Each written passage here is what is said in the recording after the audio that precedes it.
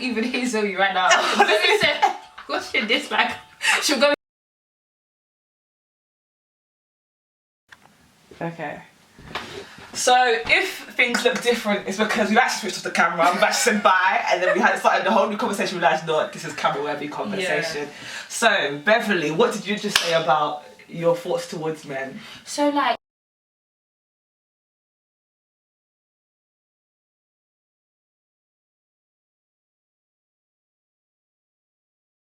I've just really been in a place where like singleness, like a life of singleness, has just been getting more and more appealing to me.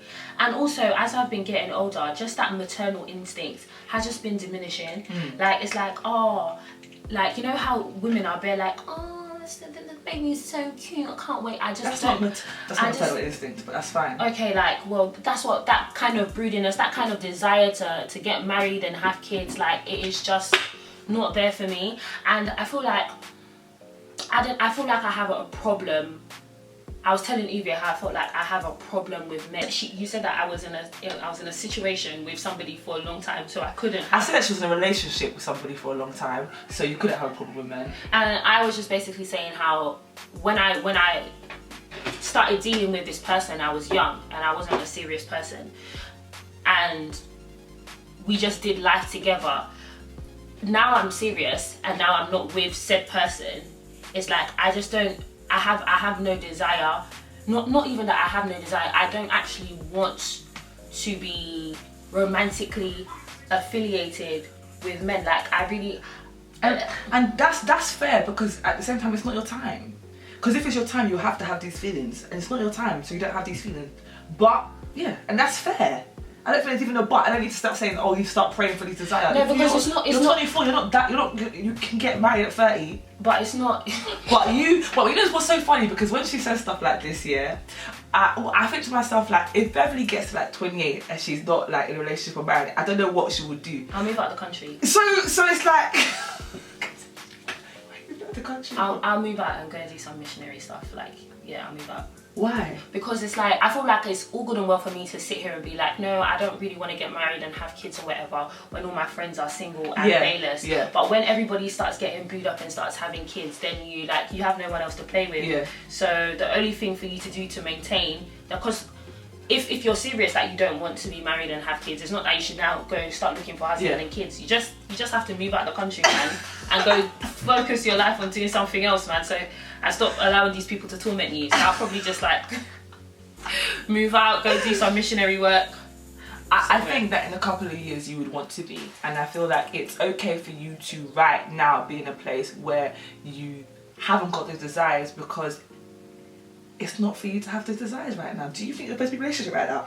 No, but I just feel like I was telling Uvie, like, I don't know if there's like, if it's just me, or like when you get around like a guy, you just find yourself asking, you just sizing the person up to see if this person could be your husband, and it's like, I don't even want these men, I don't even like them. Like, and I'm just wondering what is going on internally, because I don't like you, I don't want to be with you, but something is going on internally and I don't understand what it is. Do you ever get that? I was just going to think loud scream, because it's like, saying front camera is a bit different. Like, well, I don't get that, because like the people that I come across, not interested, so I can't size them up. You understand? If it was a guy that came around that I was like, yeah, tick, tick, tick, tick, tick, I'll start sizing. I promise you, I'll size very well. I said to Beverly, all this that you're talking right now, like, if somebody comes in front of you and they really is tick, tick, tick, tick on each criteria, please don't be a fool. Don't be a crazy person and tell me nonsense of all this nonsense. I don't want to hear any of it. Throw it in the bin. These people are like unicorns. We're looking for unicorns. If a unicorn comes in front of you, don't tell me nonsense. Okay, so why are you then sizing people up? I don't know why you're doing that then, at all. So weird. What does sizing up mean to you? I think if I was sizing somebody up, I'd be looking at the way they talk, how they carry themselves, what they do, what their interests are. Okay, maybe that's not the correct language then. So what do you do when you're... Because it's like, I'm not in a position to be finding out your interests and blah blah blah. It's just a case like, oh, you're just, let's just say you've just met somebody, you're just speaking to them, and then you just think, I don't know, I don't have the language for it. It's just so weird. It's like a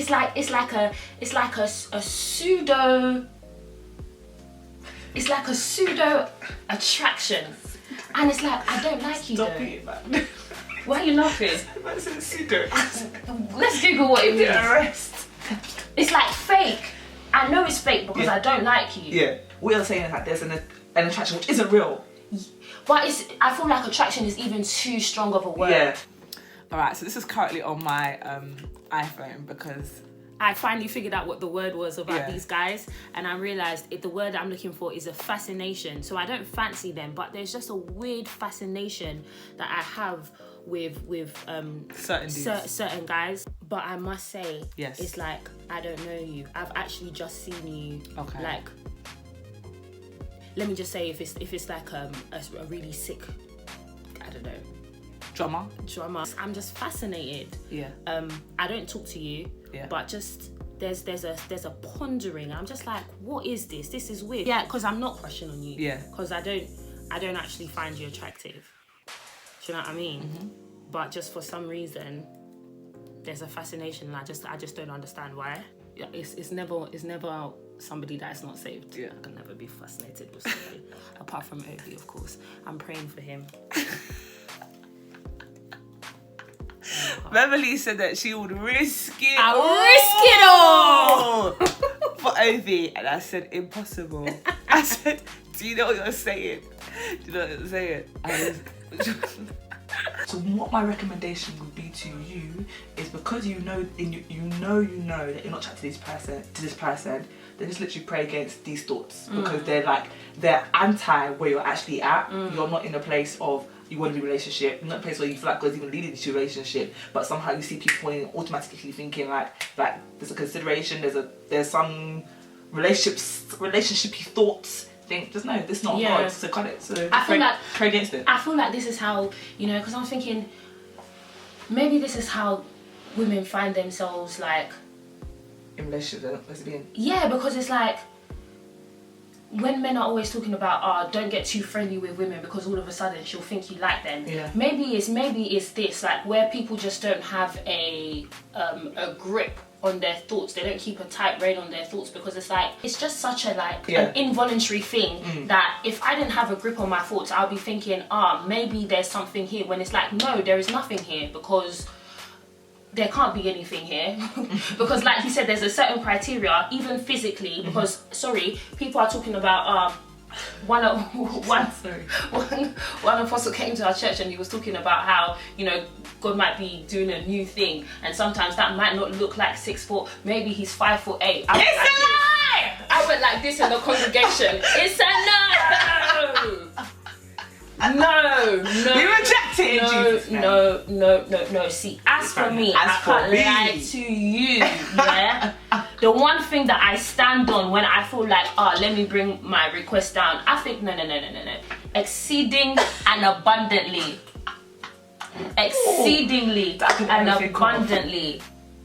And some people might be like, no, that's just shallow, that's whatever. Listen, I don't, like I told you, that I feel like I have a issue with men, yeah, that I don't really like them like that. If I'm going to be getting myself romantically affiliated with a guy, you have to be the creme de la creme for me. You know what I mean? It literally has to be like what you said, you're the unicorns. Yes, yeah. Because I'm not interested in settling for nonsense. I'm really not. No. Like, I'm really in such a place where, like, I am very much enjoying. So, yeah, he has to be paying. Let me just put it out there. Let my request match the God I'm serving. Come on! Talk those things. But anyway, Beverley was saying, she's like, man, I said to Beverley, I don't believe that's true. I said that you make friendships with males, and I do believe you like men. I do believe. I think on a platonic level, I like them. I don't even. I wouldn't say I don't like men on a platonic level. I would just say, generally speaking, I don't really trust the male species. Yeah. And people hear that and start thinking about cheating straight away. It's not about cheating. It's just everything. Like everything. Just just the behaviours don't add up to me. But I feel that way as well. Think about the friendships you've seen. When you see like a close female friend and a close guy friend. I've seen these men do things. I'm just like, is this friendship to you? It's not. I have to put it out there. It's not all men, because I literally came to mind this time. But there are people that I look at who are men and I feel like you are stand-up guys. People that like I would say like I could willingly say, you're looking for a girlfriend, let me find you one because you're a great guy. I can bring someone to you and not feel like you're gonna just take the piss. But they're so rare. They're so rare. So rare. And that's just extremely worrying and concerning. So then you just open yourself up to these dudes who just act a fool. Act a fool. Friendship, relationship, any shit, foolish. So then what next? That's you know what's right now. I should be watching this video. So this is why you lot are single. Yeah. This is why you're single. Don't want it. Not on it. Not interested. No. I went to a church dinner for one of the leaders or whatever. So then one of the ladies asked me, Bev, do you have a boyfriend? And I was like, no. I was smiling with it. I was like, no. And you know when you can just see people are confused. It makes me think of my colleague was saying how his wife wanted to get married at 24. I screamed in laughter. And I was thinking, it can never be me. 25 is on the horizon for you. He said 24. She wanted to get married at 24. And my whole system was like, what kind of... That is actually like, literally goes against my desires. Don't want it! Don't want it! People actually, like, they actually can't comprehend this. They cannot comprehend that you would, are you telling me you're genuinely, not just okay, happy? Waking up and not having somebody text you, yeah. Chilling. There's plenty things that make me feel. Do you ever wonder if it's a problem? It is a problem. I think it's a problem. It is a problem. That's not. I was screaming. It's a problem. And I had taken steps in the. I'd prayed about it before. There was a time where I was just getting like, in essence, like prophecies and all this kind of stuff. I thought, oh okay, literally, the way you lot are talking, I'm getting married next year. So that was the time, right? And I thought, okay, if that's the case, yeah, I need to fix up, car. The way I think is not conducive for marriage, okay? So I was praying about it, and I literally saw my mindset changing. Yeah, mine was changing. In essence, I was being reformed. I was being renewed concerning the area. And then by the time I thought this would have happened, it didn't happen. I just thought, oh okay, I was wrong. I just stopped it. Then I think this year I must have been talking and I was like, I could just hear myself. I was like, oh, you've literally taken steps back. Yeah. Like, you've gone back. And it's just not good. There's a way to be happy being single without it being like, why are we happy being single? Because I can't say that it's just because we think men can be mad, poisonous to your life, that kind of stuff. But because there isn't just that, like there's actually so many benefits to literally just living your own life. But where a big part of that, a big part of your joy in singlehood is knowing that man's like, I'm not suffering. I'm not suffering. I'm not. It's not a good outlook. Do you genuinely believe that everyone is suffering? 85% of people are suffering. 85% of men. If 85% of men are mad, 85% of people are suffering. Like, but this is the thing, they're not, because more time they're not, because of their perception of what suffering is. And the perception of what love is. So to them this is regular. But yeah, so yeah, it's problematic because a big asset to your singlehood or to your peace in singlehood is thinking that I'm protected. Yeah, I'm there where I am. I'm protected. I'm safe here. The grass is really greener here. I'm safe here. No mad man has the potential to come and cause chaos in my life. And it's crazy because it's like, I thought this year for me was really like a revelation that men may be saved, but there has not been a reformation of the way in which they pursue women. And that, when I say the results can be so messed up, like you because you think, oh, this guy's saved, he's pursuing me, you automatically assume that his mind has been renewed concerning how he should approach a woman. And then they come and they're kalam. Mad. Kalam. And I'm just like, I'm actually just looking at this like, this can't be real. Like, no. Do you know what? I was even thinking to myself today when I was having a shower, like, you knowing that you have a problem, why do you not want to address your problem? Why are you so comfortable in having these problematic views that you really know God is like saying, this is really affecting me and you? Has it got there? Because it's like, because it's like, yeah. It was Courtney Danielle actually. She was like, I forgot what we were talking about, and then she was just like, well, you know, that's a reflection of your intimacy with like the Father, and I was just like, was that necessary? Oh, you actually might have to just like, whoa. Was it necessary, Courtney? I'm called for. After we've eaten, honestly, rested. I'm open. Slap in the face, mate. You didn't want to take a break. Out of order. It's a reflection of your intimacy with God. Out of order. For me, I like to believe. I just create delusion as I'm speaking. I like to believe that I know that this whole thing, the whole relationship thing, for me is going to be a huge death to self. Like, it's going to be a humongous test and trial for myself. I feel like for that reason I'm good in regards to it's a reflection of your intimacy with God. No, because I know that when this thing comes, the only thing I can do is rely on God in this. Yeah, that's what I'm landing.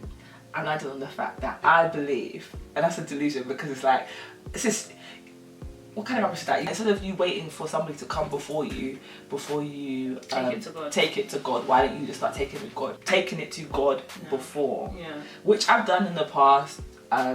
I don't care to now, but I always, these kind of conversations, I'm always like, leave the place like, okay, God. So we need to address this now, and address this now, and address this now. Don't close your heart and go here and say, I'm not addressing it. Just don't do that. Just going back to why have you not addressed it? Why do you refuse? If you know that it's problematic, why do you not want to do that? And I don't want to do that because I feel like that's what like people, like I should be doing as a woman. Yeah, particularly when you're pushing 25. Yeah, like it's what I should be doing. Yeah. I should be like preparing for marriage and like praying to God for a husband. And it's like, I'm not, sorry to say, I never got when people say, you know when you were going to wash the plates and people tell you to wash the plates, all of a sudden you don't want to do it anymore. I just didn't get it because you were going to do it. No, what does that have to do with anything? But now it's like, oh, you know you should be doing it and that this is what everybody's expecting you to do, but I don't want to do that. So I'm not going to do it. And you're not going to make me do it. Actually, I'm going to stay here problematic and you're not going to do anything about it. I'm laughing because if my parents watch this segment of this video, to say they'll be concerned. I can actually even hear Zoe right now. Zoe said, watching this, like, she'll go into intercession right now. Actually, look at these girls. I was just say, these girls, I leave them for what video? Look at the madness they're spewing. So, okay, let's take some. So, what should we be doing right now as people who identify problems, potential problems? Because this is the introspection you're always preaching that they should be doing.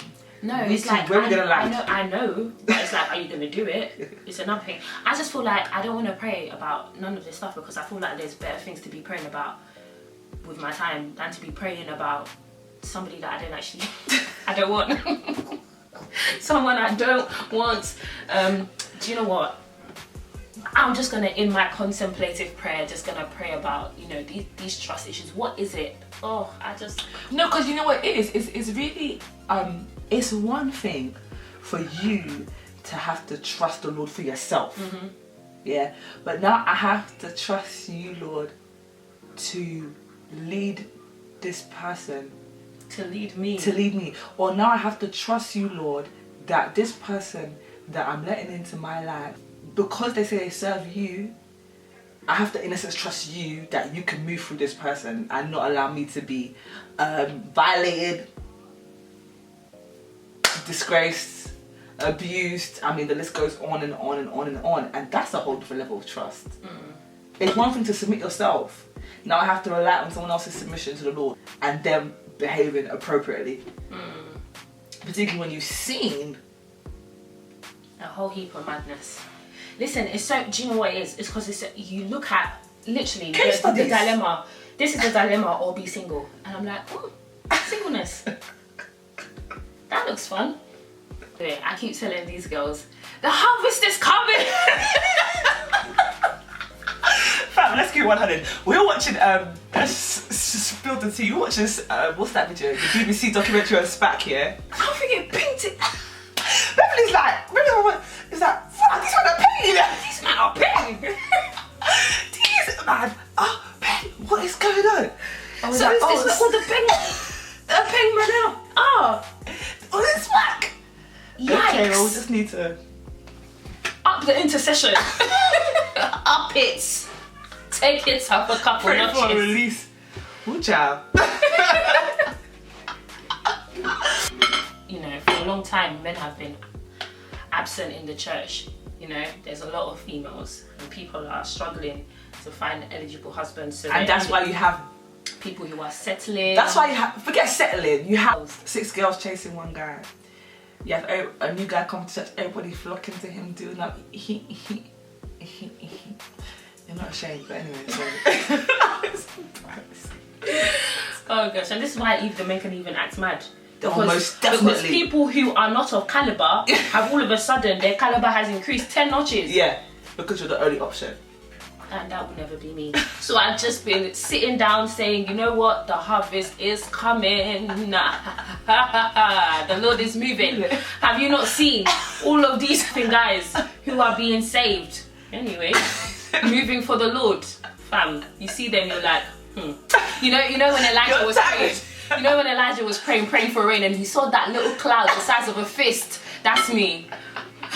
Nehi, where like last year he was, you know, doing up uni life with all of his uni friends, and I look at him on his channel, you know, evangelizing, preaching the gospel. I look at him and I said, the harvest is coming. That's that cloud in the sky. That cloud, thank you, Lord. Run, tell the women. You know when Elijah ran to the king. Run, tell the king that the rain is coming. The harvest, ladies, is coming. So, bye. Hopefully you enjoyed this kind of new segment. I mean, let us know what you think. We were just